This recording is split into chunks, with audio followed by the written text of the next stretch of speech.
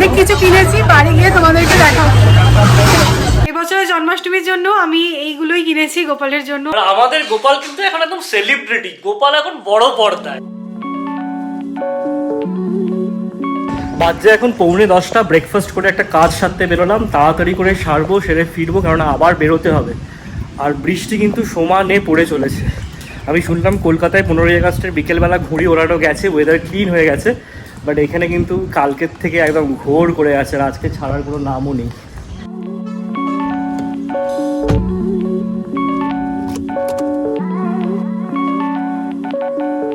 সকাল থেকে আমি এমন একটা অফিসিয়াল কাজে ফেসেছি, তোমাদেরকে কি বলবো। মাঝে উঠে একবার স্নান সেরেছি আর সৌরভকে ব্রেকফাস্টটা করে দিয়ে দিলাম, কারণ সৌরভেরও বেরোনোর ছিল। আমার কাজটা এখনো চলছে, জানি না কতক্ষণে শেষ হবে।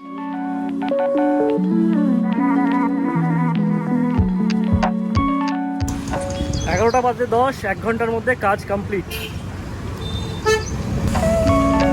এখন বাজছে 11:46, আমার কাজ কমপ্লিট। আর আমি অলরেডি ভিডিওটা আপলোড করে দিয়েছি, না একটা সময় আছে। Good morning, welcome back to the channel. আজকে সকালটা টোটালি ঘেটে গেছে, কিন্তু তাও আজকে আর্লি উঠেছি বলে অনেকগুলো কাজ আর কি সারতে পারলাম। ডাল রেডি হয়ে গেছে, কারণ আমরা লাঞ্চ করে একটু বেরোবো। আর সৌরভকে আমি ব্রেকফাস্টে বানিয়ে দিয়েছিলাম, যদিও ম্যাগি বানিয়ে দিয়েছিলাম। তো ঠিক আছে, চলো কি আর করা যাবে, মাঝে মাঝে তো সকালটা এরকম একটু ঘাঁটতেই পারে, বলো, ওটা নিয়ে ভেবে কোনো লাভ নেই। I watch you as you drive. Do you know I'm looking? And I can't help but smile. Do you know how much? কালকে রাত্রিবেলা ঝিঙের তরকারি বানিয়েছিলাম, তো অল্প করে বেঁচেছে, ডিম ভাজা আর সকালের ডাল বানিয়ে নিয়েছি। তো এটাই হচ্ছে আমাদের সিম্পল লাঞ্চ। আজকে আমরা তাড়াতাড়ি লাঞ্চ করছি, 12:30 বেজেছি সব। Favorite song on. I put my feet up. Lunch টাঞ্চ সেরে এবার আমরা সেজে গুজে বেরিয়েছি। তোমাদের সকাল থেকেই বলছি যে তারা আছে, আর তার মধ্যে আজকে প্রচুর কাজ এসে পড়লো। তো ক্যাব বুক করা হয়ে গেছে, আমরা যাচ্ছি আজকে বুধবার পেট। তো এটা না প্রপার টাউনে, তো গাড়ি নিয়ে যাওয়া যাবে না, ক্যাব বুক করে নিয়েছি।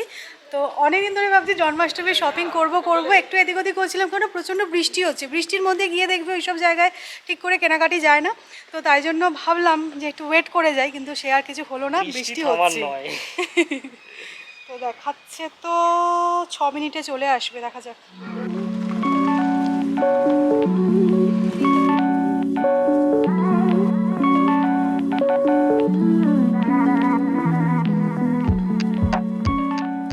তো আমরা এখন বেসিক্যালি এসেছি শুক্রবার পেটে। এটা ওই বুধবার পেটের ঠিক পাশেই, মানে শুক্র শনি সব রবিবার পেটও আছে এখানে। তো ডাগরুচেটার যে মন্দির আছে ঠিক তার পাশেই। আর এখানে কিন্তু লাইন দিয়ে এরকম পেতল কাঁসার দোকান আছে, যেখানেই আমাদের আজকে যাওয়ার মেন উদ্দেশ্য। রাস্তাটা ক্রস করতে হবে, যেটা কিনা একটা বড় টাস্ক।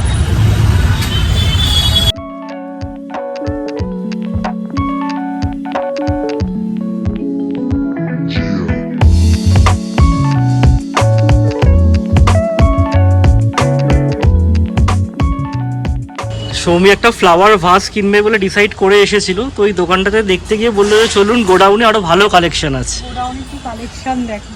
তো আমরা চলে এসেছি গোডাউনে। এখানে এত সুন্দর সুন্দর পেতলের জিনিস পাওয়া যায়, আমার আইডিয়া ছিল না। আসা যাওয়ার পথে মাঝে মধ্যে দেখেছি এই দোকানগুলো, কিন্তু আজকে কালেকশনগুলো দেখে অবাক হয়ে যাচ্ছে। নিয়ে থোড়া বড় হবে, মানে এই দুটো সাইজের মাঝখানে একটা সাইজ চাই। ये तो एकदम पालिश करके दोगे ना। জন্মাষ্টমীর জন্য দেখো কত রকমের ময়ূর পুচ্ছ বিক্রি হচ্ছে।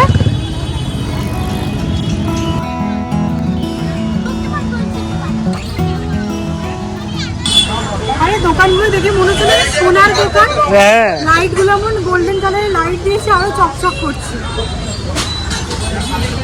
এই গোপালের সাইজটা শুধু দেখো, আর বিশাল ভারী আছে। আমার বেশ পছন্দ হয়েছে সৌরভটা।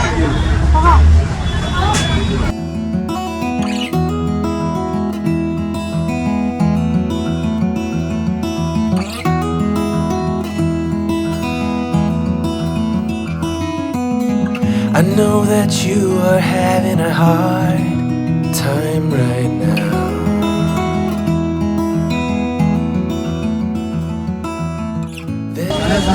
অ্যাকচুয়ালি সামনেই জন্মাষ্টমী, গণপতি, সেই জন্য এইসব দোকানে ভিড় কিন্তু একদম দেখার মতো।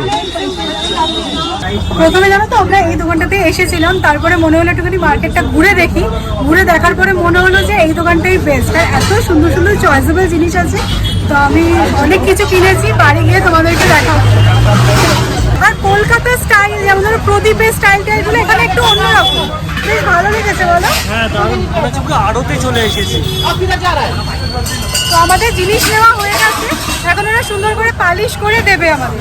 যে স্ট্রাকচারটা দেখছো এটা কিন্তু কোনো পার্মানেন্ট স্ট্রাকচার নয়, এখানে একটা বড় গণপতি পুজো হয়, তারই প্যান্ডেল প্রায় শেষের পথে। এখানে একটা জিনিস দেখে না বেশ অবাক হলাম, এরকম সারি সারি মুখ বিক্রি হচ্ছে। তারপরে পরে একজনকে জিজ্ঞাসা করলাম যে কেন বিক্রি হচ্ছে, তাই তো উনি বললেন যে গৌরী পূজনের জন্য। মানে গণপতির সময় না গৌরী পূজনও করে। এক্স্যাক্টলি। আর এরকম বডিও আছে, মানে মুখটা এরকম বডির মধ্যে বসিয়ে দিচ্ছে। আর তোমাদেরকে দেখো এখানে দেখাই যে কি সুন্দর শাড়ি টাড়ি পরিয়েছে। আবার ব্যাপারটা জানতাম না, বেশ ইন্টারেস্টিং লাগলো, জেনে নিলাম। I know that you গণপতির জন্য কিন্তু খুব সুন্দর সুন্দর এরকম মালা এসেছে। আর এবারে আমি সিংহাসনের ডেকোরেশনটা একটু চেঞ্জ করব, তাই ভাবছি এরকম একটা নিলে হয় না। 400 টাকা করে চাইছি, অনেকটা বড় কিন্তু লম্বা মালা। আর বেশ মোটা। হ্যাঁ মোটা আছে। এইটা ভালো লাগছে না? এইটা না, এটা বড্ড পাতাটা বেশি। হ্যাঁ। আমরা একদম পারফেক্ট টাইমে ক্যাবটা পেয়ে গেছি, বিশাল জোরে ওয়েট করেছি। মিনিট 15 মিনিট ওয়েট করতে হলো, যা অবস্থা রাস্তাঘাটের। না আমি সত্যি কথা বলছি, না জেনে এসেছিলাম এই জায়গাটা। আমি জানতাম না যে গণপতির জন্য এতটা ভিড় হচ্ছে। যদি জানতাম তাহলে তো আমাদের ওই সাইড থেকেই নিয়ে নিতাম। কিন্তু সত্যি বলতে গোপাল যা করে ভালোর জন্য, খুব সুন্দর সুন্দর জিনিস পেয়েছি। সৌরভের মনের মতন একটা জিনিস পাওয়া গেছে। সবকিছু পাওয়া গেছে। আর আমরা যে দোকানটা গেছিলাম না, সেটা একদম পারফেক্ট। আর ওই দোকানটা এত ভিড় হচ্ছে, মাঝে মাঝে না শাটার নামিয়ে দিচ্ছে। কাল থেকে জানো তো এই ডাল নিয়ে ছিনিমিনি চলছে। আমি অল্প একটু ডাল বাঁচিয়ে রেখেছিলাম পকোড়া খাবো বলে। তো আমরা একটুখানি লাঞ্চটা তাড়াতাড়ি করেছি, খিদে পেয়ে গেছে, চা বসিয়ে দিয়েছি, আর তার সাথে এই বিউলির ডালের পকোড়া। আর বাইরে বেশ ভালোই বৃষ্টি হচ্ছে, এটা জমে যাবে পুরো। কাল থেকে একটা জিনিস নোটিস করছো, কি একটা গ্লুমি হয়ে হ্যাঁ, পুরো অন্ধকার হয়ে আছে যেন সারা দিন, বেকার লাগছে পুরো।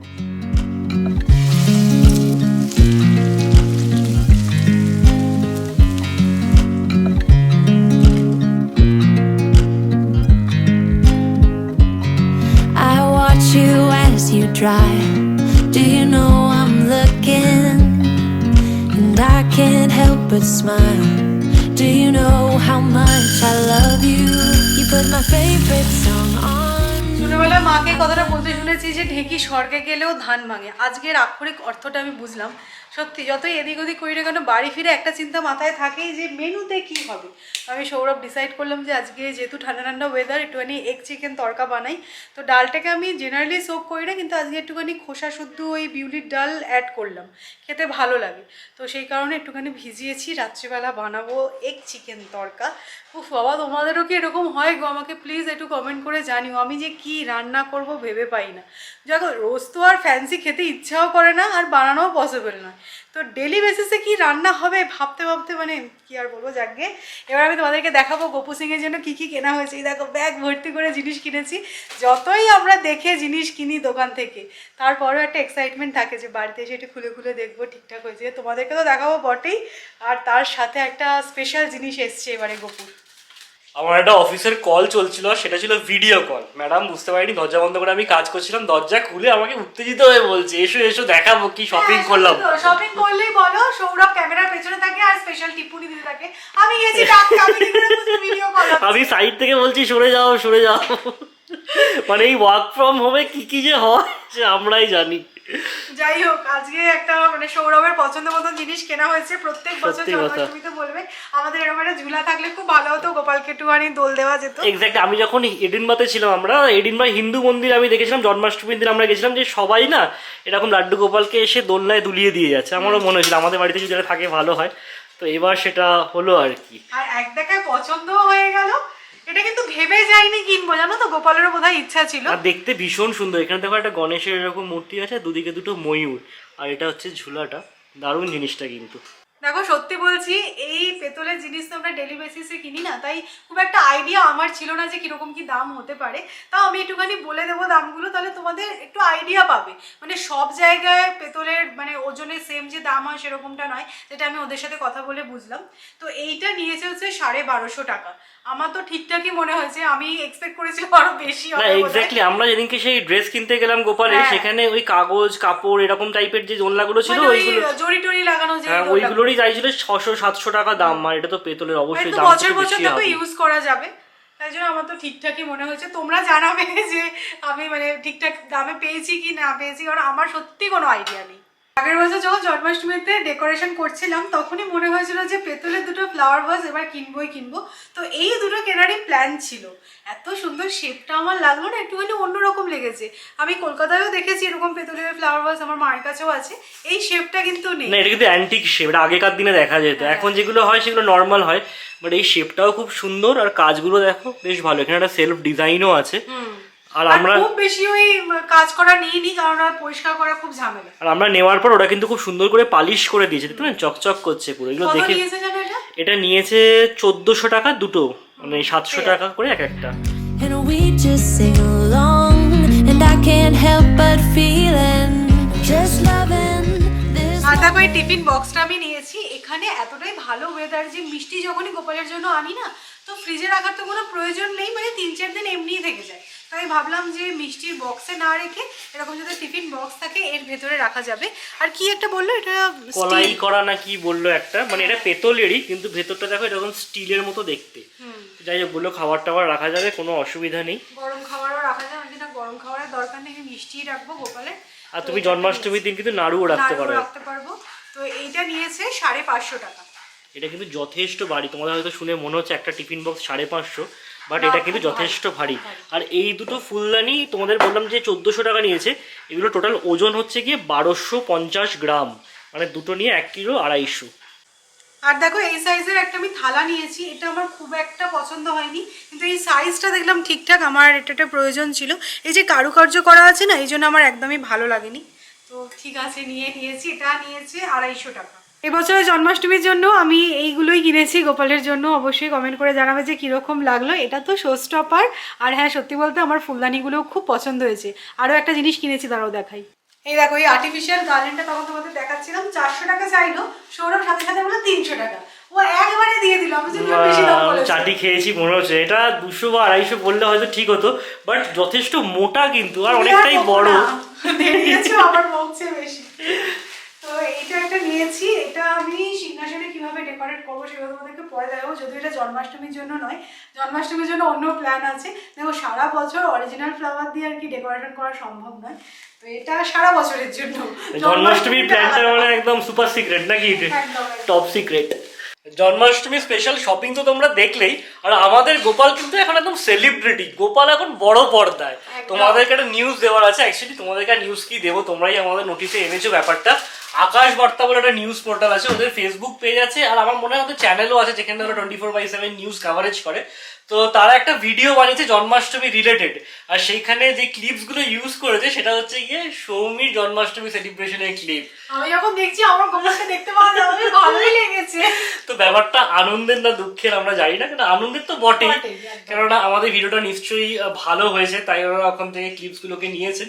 বাট দুঃখেরও বটে, কেননা ওরা আমাদের কোনো কনসেন্ট নেয়নি আর অ্যাপ্রিশিয়েটও করেনি। এটাই তো সবচেয়ে খারাপ। আমাদেরকে একবার জানিয়ে দিতে পারতো যে হ্যাঁ তোমাদের ভিডিওটা খুব ভালো লেগেছে, তোমাদের গোপালকে একদম হিরোর মতো দেখতে, তোমাদের গোপালের ক্লিপ নিলাম, এটা বললে আমরা কোনো আপত্তি জানাতাম না।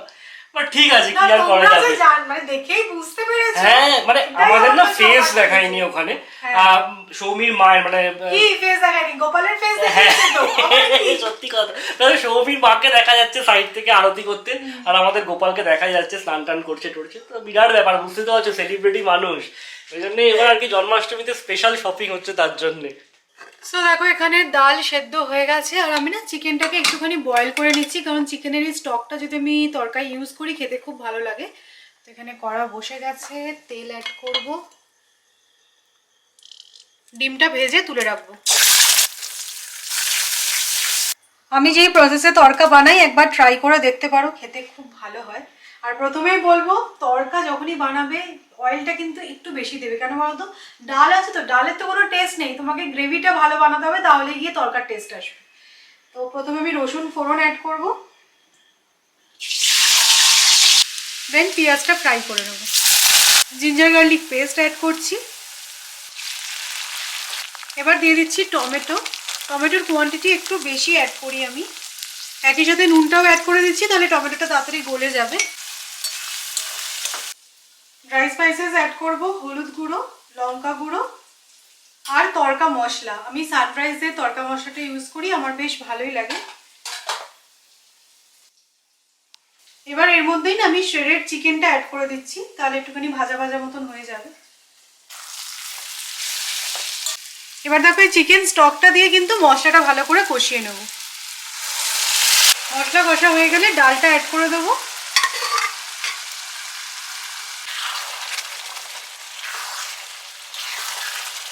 লাস্টলি অ্যাড করব ভেজে রাখা ডিম, ধনেপাতা আর অবশ্যই করে যেটা স্কিপ করা যাবে না সেটা হচ্ছে কাসুরি মেথি। সো এই প্রসেসে একবার তড়কা বানিয়ে দেখো, পুরো দোকানের মতন খেতে হবে। আর লাস্টে বাটার দিয়ে সার্ভ করো। কিন্তু বাড়ির সামনেই ব্রিজটা কি সুন্দর তিরঙ্গা লাইট দিয়ে ডেকোরেশন করেছে, তোমাদেরকে ভাবলাম একটু দেখাই। আর দারুণ বৃষ্টি হচ্ছে বাইরে। forever. I'm loving this moment. Can we stay here together? If I could stop. যাই হোক, এই বৃষ্টির রাতে ধোঁয়া ওঠা তড়কা আর রুটি কিন্তু একদম জাস্ট জমে গেছে। আমি জাস্ট টেস্ট করে দেখলাম, দোকানের থেকে একটাই জিনিস তফাৎ আমার লেগেছে, সেটা হচ্ছে কি ডিম আর চিকেনের কোয়ান্টিটিটা দোকানের থেকে বেশি। টেস্টটা কিন্তু একদম দোকানের মতো। তো চলো আমরা ডিনারটা এনজয় করি, আর এই ব্লগটাকে এখানেই এন্ড করব।